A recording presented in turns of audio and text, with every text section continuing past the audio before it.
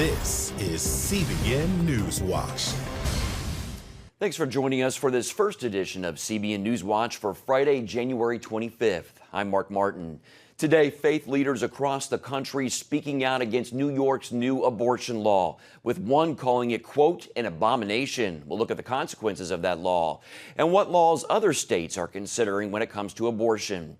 And as the partial government shutdown enters its 35th day, members of both parties are beginning to talk about ways to find a solution.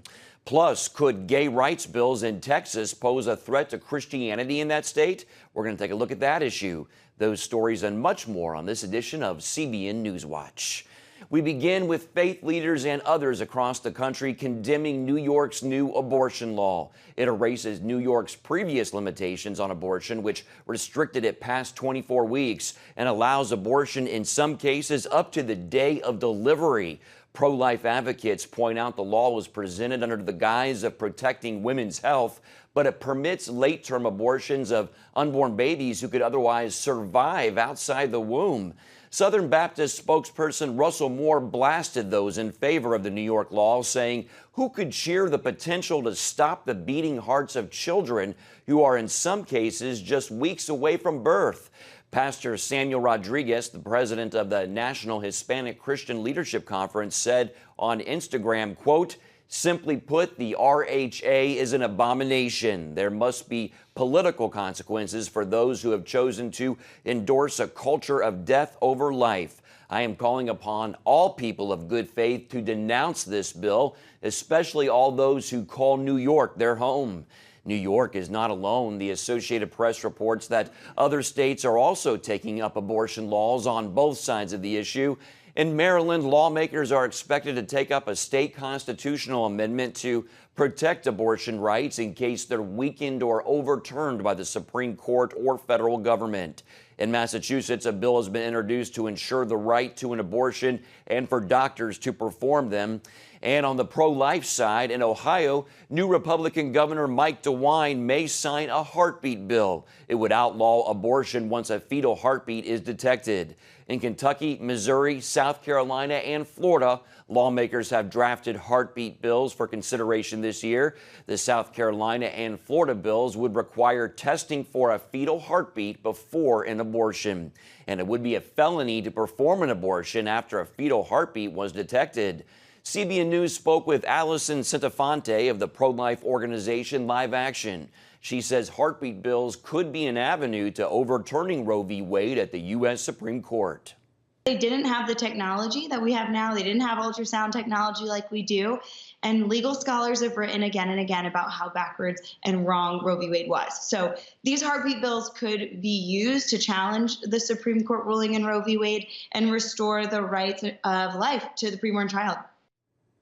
CBN's Heather Sells talked about the New York abortion law with one of the top legal analysts in the pro-life movement, Stephen Aden with Americans United for Life. Here's that interview.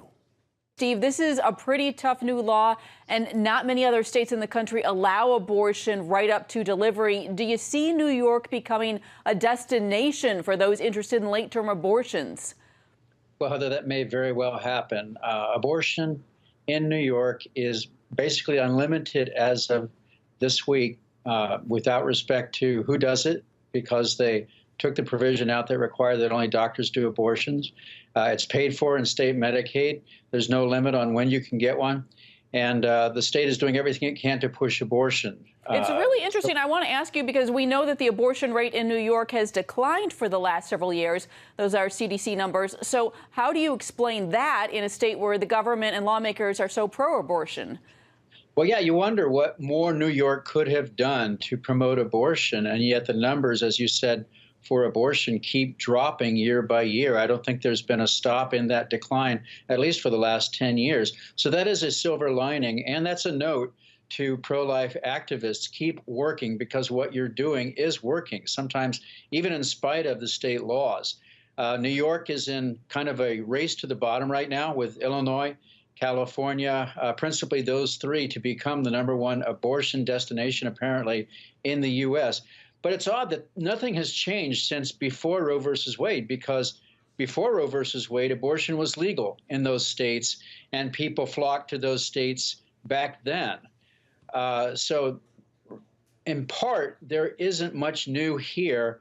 And the silver lining, as I said, is despite all of the pro-abortion policy and law in New York, the numbers keep dropping. And that's a compliment to the very goodwill pro-life activists in that state. The governor, of course, is saying he wants to cement abortion on demand with a constitutional amendment. Might that really shift things even more, or is that not a big deal at this point?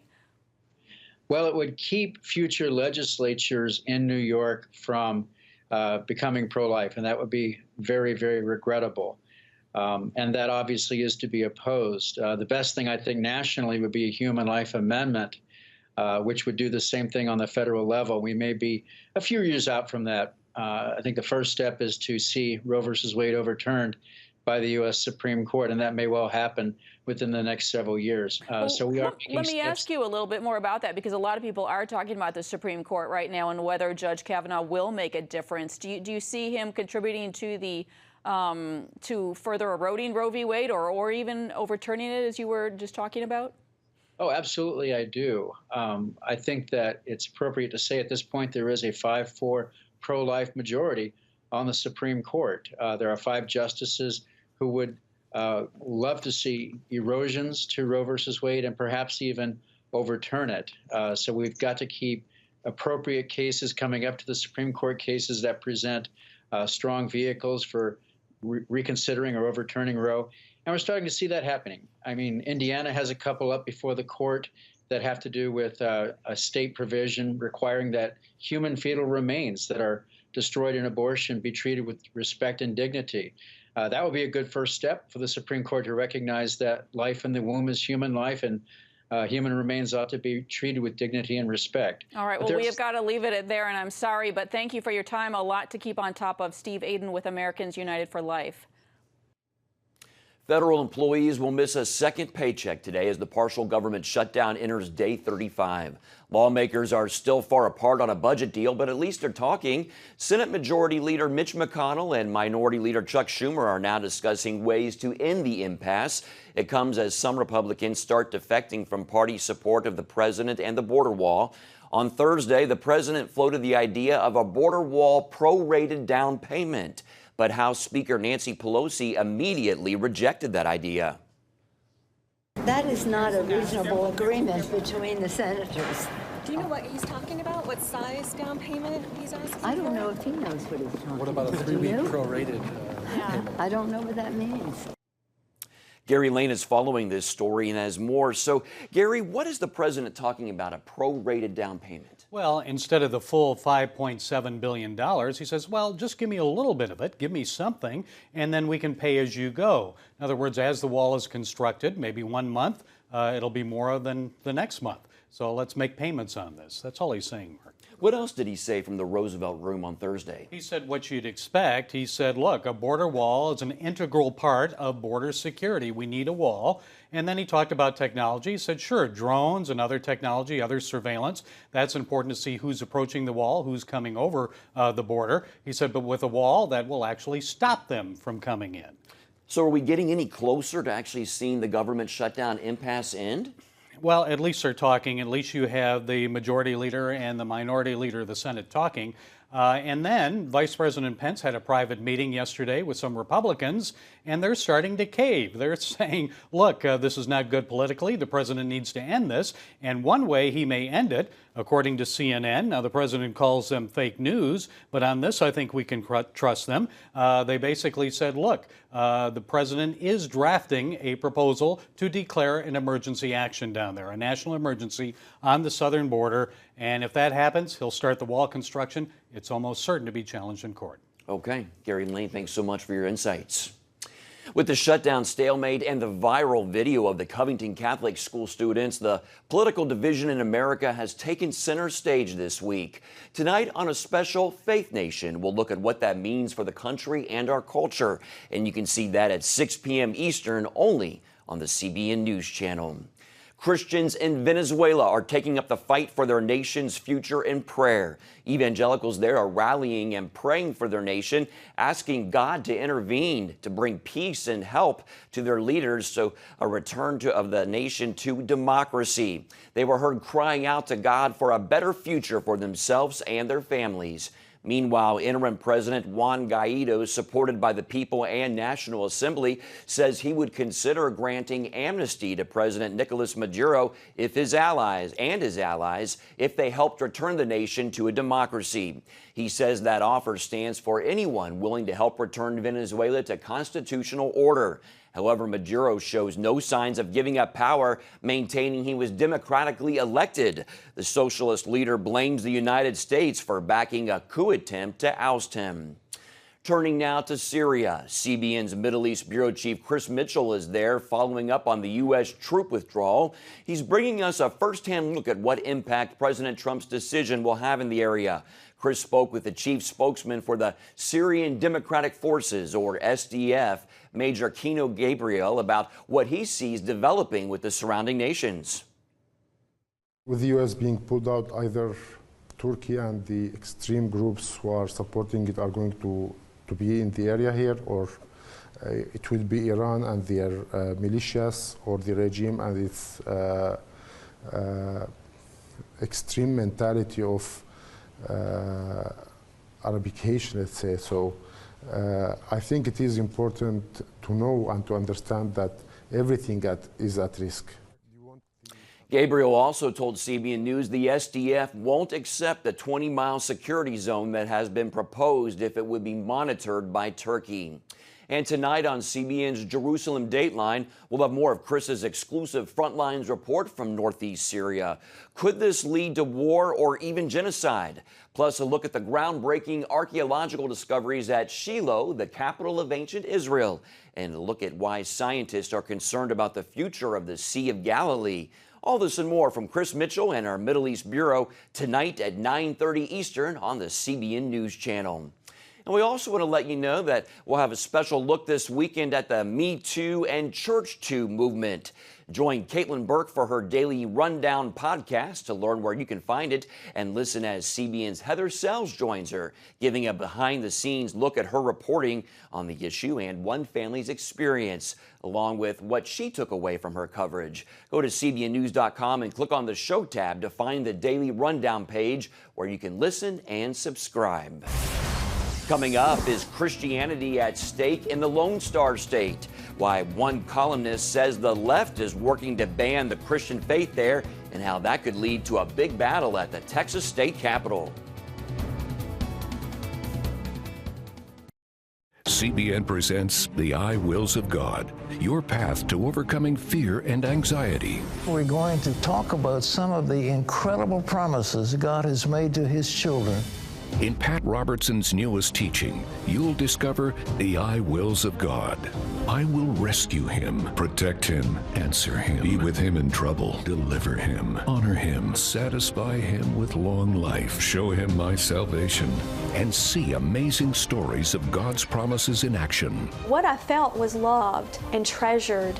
God spared my life twice in 3 days. The good Lord had given me a second chance. Break free from stress and despair. The Lord doesn't want you to live in fear, but to know the rewards given to those who love God. Call 1-800-700-7000 or visit cbn.com. The I Wills of God, your path to overcoming fear and anxiety.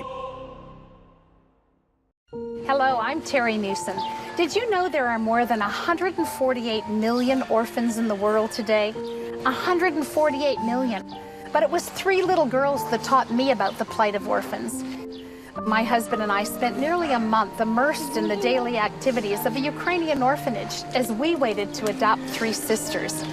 I saw firsthand the utter loneliness, the pain of rejection, and the overwhelming desire to be loved.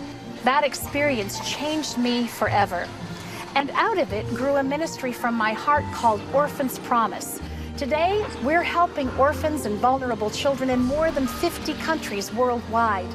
Thousands of children are now in safe homes. They're being educated, and they're learning life skills. I'm asking you to join with me and become family to these children. Will you call the number on your screen right now? Because every child deserves a chance to be happy. Welcome back. Some conservative Texas pastors are speaking out against new state bills to add sexual orientation and gender identity to Texas discrimination laws. There are at least 5 bills on the issue. LGBTQ advocates say they'll enhance the rights of gay Texans. But Dave Welch, president of the Texas Pastors Council, warns the mad dash by some Democrat House and Senate members to push false narratives that sexual behavior is the same as skin color and that mental illness deserves the same honored status as religious belief is ominous evidence that the criminalization of religious faith and common sense are on the horizon. And nationally known conservative columnist Eric Erickson writes that the left is trying to ban Christianity in Texas. He says it's a picture of where things are headed nationally. Our Heather Sells spoke with him about the culture war in the Lone Star State and what it could mean for faith and conscience in America. So Republicans outnumber both Democrats in both Texas chambers, but if these bills passed, how might they play out for people of faith? Well, in particular, they want to exempt initially nonprofit Christian organizations and go after for-profit Christian businesses. That is, small family associations, small businesses that identify as Christian, essentially the butchers, the bakers, the photographers, the florists, requiring them to serve gay marriages, to honor transition ceremonies for the transgendered community, and even some private schools that operate on a for-profit basis in Texas would be affected by this and be required to change. Additionally, any Christian businessman who is a contractor with the state of Texas would be required to have and affirm transgender policies and support and pay for the surgeries on their insurance plans of any transgendered person, whether the owner of the business wants to or not. Do you see these bills going anywhere, given that, Republicans are in control in both chambers? No, I really don't in Texas. But the issue is that if they're so bold in Texas, there are a lot of states that are 50-50 or leaning left. What's going to happen in those states? I mean, we see in Georgia, for example, where I am, the Republicans being very recalcitrant on the idea of religious liberty legislation because they have such a large film industry commitment to the state. They don't want to affect the bottom line.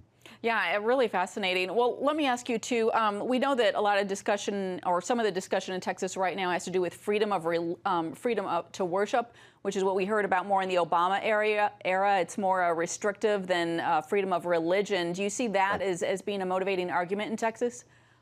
Yes. In fact, we're hearing this more and more from Democrats. The First Amendment of the Constitution says that we have free exercise of religion. The Obama administration actually was struck down 9-0 by the Supreme Court, even by Obama-era appointees, when they tried to argue that it was just a freedom of worship. Well, the Democrats are resurfacing this argument, even though it was rejected by Elena Kagan and Sonia Sotomayor and Ruth Bader Ginsburg on the Supreme Court.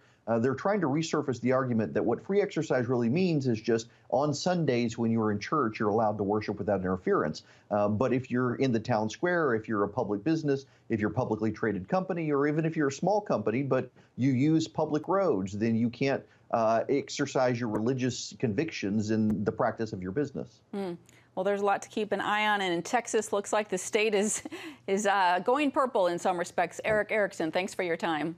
Thank you. Still ahead, how a school choice plan is helping low-income kids in our nation's capital. It's called the Opportunity Scholarship Program. We'll have that story when we come back. CBN presents The I Wills of God, your path to overcoming fear and anxiety. We're going to talk about some of the incredible promises God has made to His children. In Pat Robertson's newest teaching, you'll discover the I wills of God. I will rescue him, protect him, answer him, be with him in trouble, deliver him, honor him, satisfy him with long life, show him my salvation, and see amazing stories of God's promises in action. What I felt was loved and treasured. God spared my life twice in 3 days. The good Lord had given me a second chance. Break free from stress and despair. The Lord doesn't want you to live in fear, but to know the rewards given to those who love God. Call 1-800-700-7000 or visit CBN.com. The I Wills of God, your path to overcoming fear and anxiety. Hello, I'm Terry Newsom. Did you know there are more than 148 million orphans in the world today? 148 million. But it was 3 little girls that taught me about the plight of orphans. My husband and I spent nearly a month immersed in the daily activities of a Ukrainian orphanage as we waited to adopt 3 sisters. I saw firsthand the utter loneliness, the pain of rejection, and the overwhelming desire to be loved. That experience changed me forever. And out of it grew a ministry from my heart called Orphans Promise. Today, we're helping orphans and vulnerable children in more than 50 countries worldwide. Thousands of children are now in safe homes. They're being educated, and they're learning life skills. I'm asking you to join with me and become family to these children. Will you call the number on your screen right now? Because every child deserves a chance to be happy. Thanks for staying with us. This week marks the 15th anniversary of the D.C. Opportunity Scholarship Program. It provides money to low-income children in D.C. Secretary of Education Betsy DeVos says the program has helped more than 1,600 kids. And on top of that, more than 50% of children in D.C. are attending schools outside of their district thanks to school choice. CBN's White House correspondent Ben Kennedy brings us that story from the North Lawn of the White House. President Trump called education the civil rights issue of our day. He contends that allowing school choice will help revitalize urban regions that are failing minority youths. Secretary DeVos called this a bipartisan issue and that lawmakers need to cross party lines for the kids. We need to, as a nation, embrace the notion that our future is reliant on what we do for kids today. Secretary DeVos made a rare public appearance after getting hurt in a bicycle accident over the holidays. The worst part about it is that I can't put weight on my left leg for 3 months. It didn't stop her from touting the D.C. Opportunity Scholarship Program on its special day.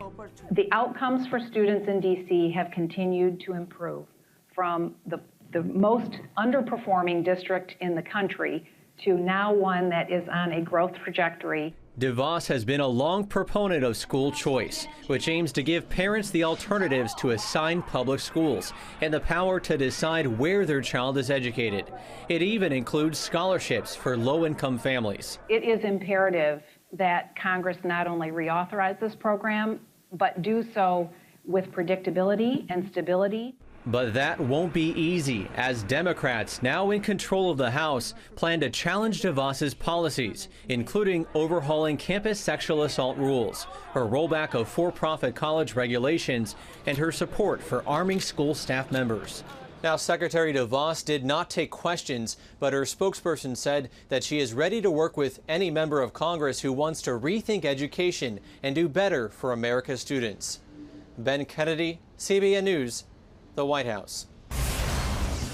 Coming up, a look at Tim Tebow's first movie. It's called Run the Race. We'll have that preview for you right after this.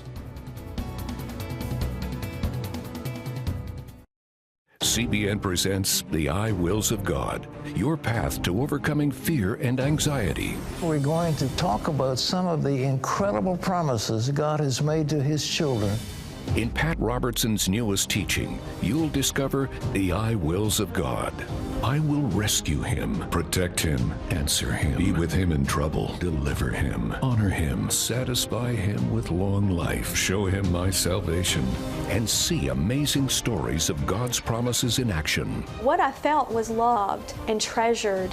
God spared my life twice in 3 days. The good Lord had given me a second chance. Break free from stress and despair.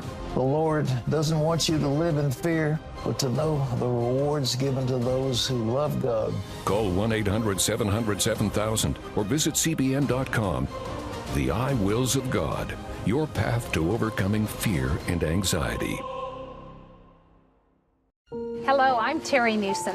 Did you know there are more than 148 million orphans in the world today? 148 million.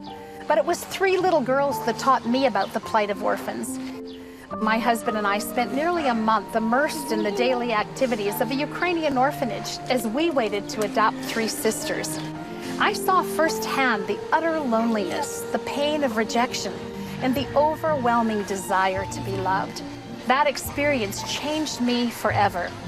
And out of it grew a ministry from my heart called Orphans Promise. Today, we're helping orphans and vulnerable children in more than 50 countries worldwide. Thousands of children are now in safe homes. They're being educated, and they're learning life skills. I'm asking you to join with me and become family to these children. Will you call the number on your screen right now? Because every child deserves a chance to be happy. Come home to the Southern Gospel Station from CBN Radio. You'll enjoy a rich Southern blend of bluegrass, classic gospel, and Southern gospel favorites. CBN Southern Gospel. Available now at cbnradio.com. Tim Tebow's first movie will be out next month. It's called Run the Race. Tebow co-produced the film with his brother Robbie. The story follows the life of two brothers, Zach and David, who are grieving over the death of their mother and being suddenly abandoned by their father. They turn to football and faith. Here's a look. Hi, I'm Zach. I'm the running back at Bessemer. I don't date football players. I'm gonna convert you. I heard he scored 5 times. Yeah, it's almost 6. Tell your brother I said hey. Thank you, Pastor. Cover for me. It's getting old. Thank you, man. Love ya. You on somebody's radar, son. It's not a big deal. It's just a letter saying that there's interest. Shut up. Yeah, it's a big deal, dude. I'm gonna get that scholarship. I'm gonna get us out of here. I don't want to end up like Dad. Hey, you guys mind if I join you? Hey, I lost my appetite. We're family. We're family. You're a drunk who left us after our mom died.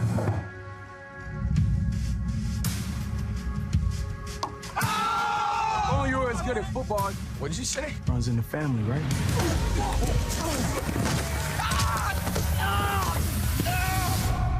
So this the end of our football season? Chance of scholarship for this boy. Track season's around the corner. They give scholarships for track. I can do this. I've got nothing to lose and a scholarship to gain. And you're gonna come with me wherever I go. I don't need your help with my kids. Your boys don't need a coach. They need a dad. You're gonna look up one day and they will have moved on. Dave, you're good, buddy. It's all part of his plan, right? You're not the first person to wrestle with his faith. Trust him. He's going to meet you wherever you're at. Really? It's that simple? I know life can be confusing. It's full of ups and downs. Why is this so hard? I believe in the plan, and I believe in you. God does love you. He loves you like crazy.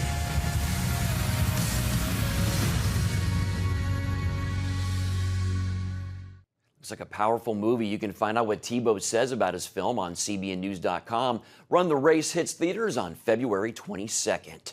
Well, that's it for today's first edition of CBN News Watch. You can find more on the issues you care about most at CBNnews.com, and you can watch CBN News programs anytime on our CBN News channel. Plus, tell us what you think about the stories you've seen here by emailing newswatch@cbn.com or talk to us on Facebook, Twitter, and Instagram. Hope you'll join us next time. Have a great day.